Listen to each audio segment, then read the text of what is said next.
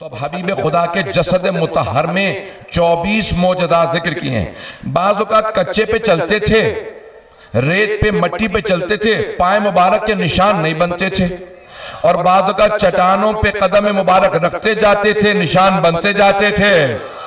जब पूछा सहाबा ने, या रसूल अल्लाह, ये आपके कुछ जगह पे निशान बनते हैं, कुछ जगह निशान नहीं बनते, कहा मुझे पूरा इख्तियार है, कहाँ मेरा नक्शे पा रहे कहाँ ना रहे।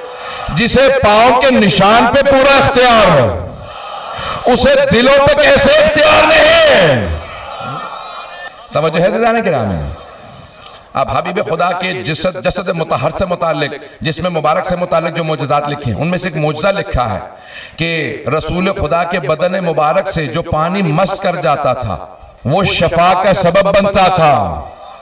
तो सहाबा किराम जब पैगंबर इस्लाम वुजू करते थे, पैगंबर के बदन से मस हुआ वुजू का पानी जमीन पे गिरने नहीं देते थे। तवज्जो से सुनिएगा, जब पैगंबर इस्लाम वुजू करते तो सहाबा उस पानी को तबर्रुकन ले जाया करते थे। जब पैगंबर वुजू करते उस पानी को जमीन पे नहीं गिरने देते थे, तबर्रुकन वो पानी घर ले जाते, बीमारों को पिला दो, इससे शिफा हो जाएगी। तो तबर्रुक के मुनकिरों को बता दो, सहाबा तबर्रुक को मानते थे। तो अब तबर्रुकन सहाबा भी उस पानी को घर ले जाया करते थे, क्योंकि पैगंबर के बदन मुतहर से मस हो गया था। एक जिंदा मौजज़ा पैगंबर इस्लाम का जसद मुतहर में यह था कि कोई अगर बीमार आता, आप अपना लुआब दहन लगा देते, शफा मिल जाती। अगर पानी कुएं के अंदर खुश्क हो जाता, अपना लुआब दहन डालते, पानी कुएं के अंदर भर जाता। अगर पानी खारा होता था, लुआब दहन डालते थे, पानी मीठा हो जाता था। जिसके लुआब दहन का असर ऐसा हो, उसके खून का असर कैसा होगा? अब 24 मौजज़ात लिखे, मैं बहुत तेजी से गुजर रहा हूं। यहां तक लिखा है कि पैगंबर की पेशानी से ऐसा नूर निकलता था कि उम्महातुल मोमिनीन कहती कि अगर दिन में हमसे सुई खो जाती थी तो हम रात का इंतजार करते थे। मैं रात में तो और ज्यादा तारीकी होती है। कहा नहीं, रसूल खुदा रात में तशरीफ लाते थे। जो दिन की रोशनी में सुई नहीं मिलती थी, रात में पैगंबर की पेशानी के नूर में मिल जाती थी। तो लोगों से कहो, अगर हिम्मत है और कहो मोहम्मद हम जैसे। थोड़ी सी देर और चलते रहेंगे मेरे साथ। ये जसद मुतहर में मौजज़ात हबीब खुदा के बताए हैं। का जब जनाब रिसालत में आप चलते तो तमाम के तमाम मखलूक़ात, शजर, हदर, मदर, तमाम की तमाम चीजें झुक के बताती कि हम ताज़ीम जानते हैं, हबीब खुदा आ रहे हैं। आपके सामने दरख्त झुक जाया करते थे, जहां से आप गुजरते वहां पे दरख्त झुक जाते थे। जब आप पत्थरों को हाथ पे रखते तो वो तस्बीह करने लगते। कुछ देर के लिए संग्रेजों को हाथ पे रखते वो कहते सुभान अल्लाह, अल्हम्दुलिल्लाह, ला इलाहा इल्लल्लाह, अल्लाह अकबर। संग्रेजों को कुछ देर के लिए हाथ पे उठाते वो तस्बीह करते थे।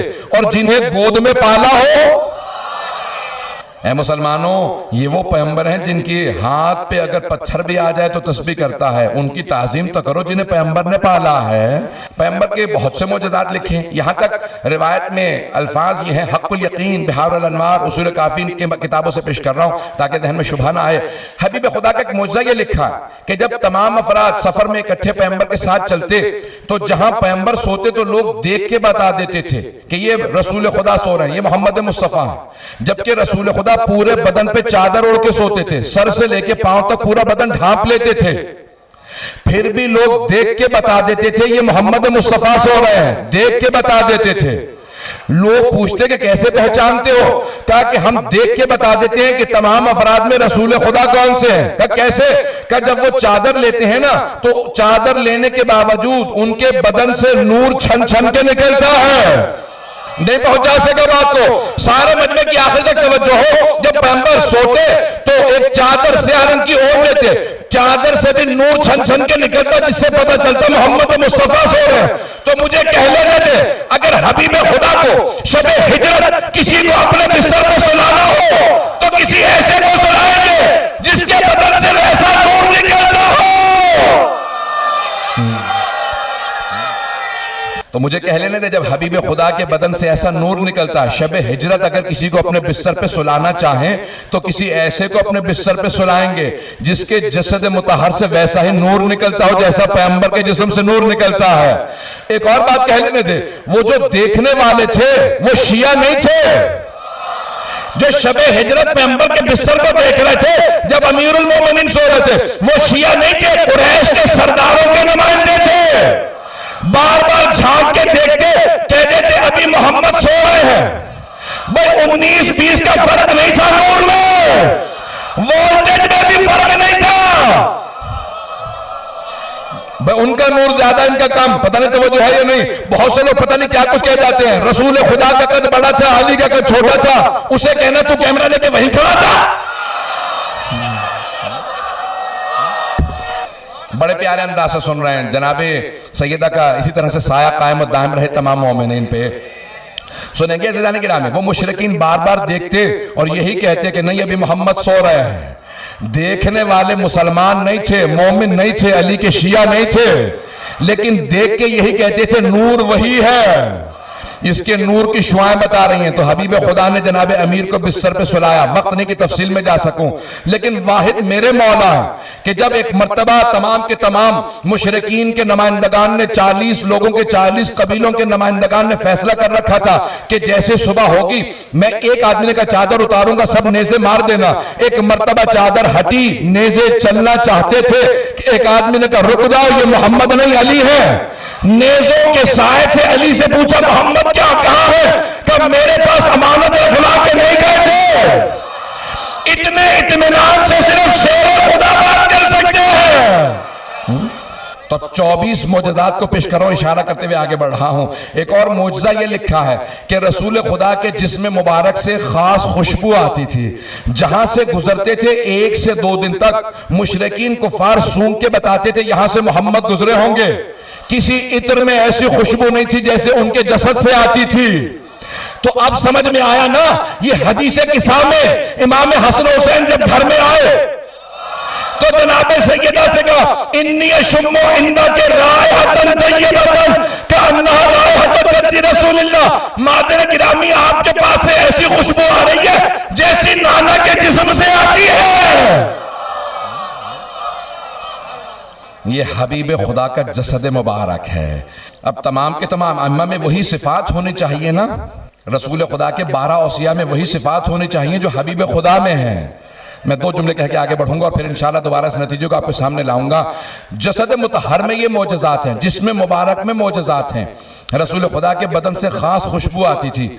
यहां तक तारीख के अल्फाज हैं कि सहाबा रसूल खुदा से सवाल करते या रसूल खुदा इस मकाम पे बेइंतहा कीड़े मकोड़े हैं, हशरातुल अर्ज हैं, मच्छर मक्खियां हैं, हमारे सब पे ये मच्छर मक्खियां बैठते हैं, ये आपको क्यों तंग नहीं करते? का मेरे चारों तरफ एक हिसार है, ये मेरे करीब नहीं आते। उन्हें भी पता था कहां बैठना है। अगर बात वाज़ेह हो रही भाई तवज्जो हाथ के तालिब सबकी बहुत तेजी से आगे बढ़ूंगा।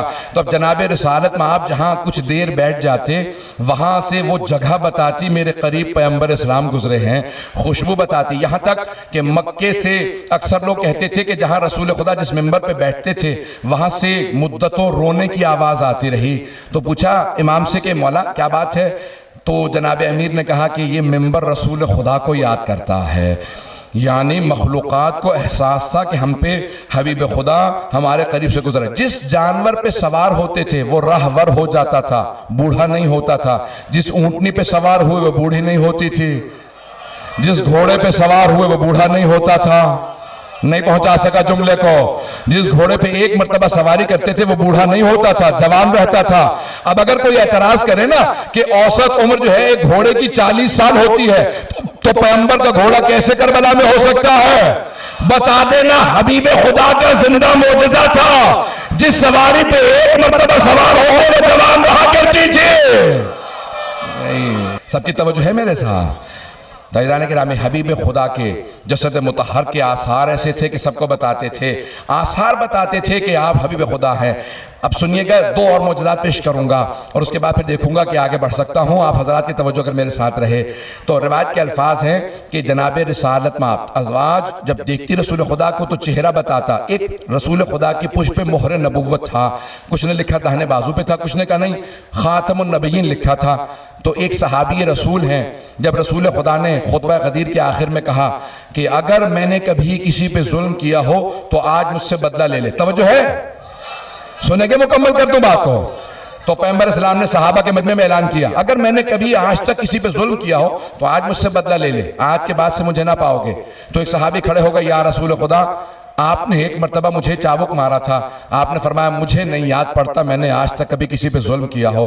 कहना, या रसूल खुदा, आपने मेरी पुष्प पे ताजियाना मारा था, तो आपने किसी दूसरे सहाबी से कहा इसे ताजियाना दे दो, कहा आओ आगे बढ़ो मेरी पुष्प पे ताजियाना मार दो। कहना, या रसूल अल्लाह, उस वक्त मेरी पुष्प पे कपड़ा नहीं था, आप अगर अपना कुर्ता हटा दें। पैगंबर इस्लाम ने कहा कि मेरे कुर्ते को हटा दो। जैसे कुर्ता हटाया वो सहाबी झुके, झुकने के बाद कमर के बोसे देना शुरू किए, मोहर नबुव्वत को चूमा, पीछे हटने के बाद कहा मुझे माफ कर दीजिएगा या रसूल अल्लाह, मैंने झूठ बोला था, आपने कभी मुझे ताजियाना नहीं मारा, मैं सिर्फ आपके पुष्प की जियारत करना चाहता था, चूमना चाहता था, इसलिए झूठ बोला था। तो जो जियारत के मुनकिर है उन सबसे कह देना सहाबा तो झूठ बोल के भी ज़ियारत को जायज़ समझते थे। बस एक आखिरी पहलू को पेश कर रहा हूं मेरे भाइयों, मेरे बुजुर्गों, मेरे बच्चों, जनाब हबीब खुदा के तमाम मोजज़ात में आपको आपकी रसूल खुदा की आल हमेशा आपसे वाबस्ता नजर आएगी। अब यहाँ पे जनाब उम्मे हबीबा हैं, बहुत रुतबा है जनाब उम्मे हबीबा का, ज़ौजा रसूल हैं रज़ी अल्लाह अन्हा, बहुत मकाम है। फतेह मक्का पे बाप ने फैसला किया कि मैं भी मुसलमान होना चाहता हूं। अबू सुफियान की बेटी थी, पूरा खानदान दुश्मन रिसालत था, लेकिन हजरत उम्मे हबीबा ईमान ले आई थी, हिजरत करके मदीने गई, रसूल खुदा ने ज़ौजियत में लिया। अब इशारा करते हुए आगे बढ़ रहा हूं, मुझे पूरा यकीन है अपने मजमे की हुस्न समात पे कि सारा मजमा पहुंच जाएगा। जब फतेह मक्का पे मजबूरन बाप ने ईमान कबूल किया तो बेटी से मिलने के लिए गया। जैसे पहुंचा तो कहा कि बेटी मिलने के लिए आया था, कहा आइए तशरीफ रखें। जब बैठने लगे तो कहा बाबा जान रुक जाएं, अभी यहां नहीं बैठ सकते। एक मर्तबा बिस्तर को हटा कर बाबा जान अब बैठ जाएं। जब वो बैठने लगा तो एक मर्तबा कहा, कब बेटी, मुसलमानों में बाप का एहतराम वाजिब है और अब तो मैं भी मुसलमान हो गया हूं, बाप से तुमने बिस्तर को हटा के फिर बिठाया।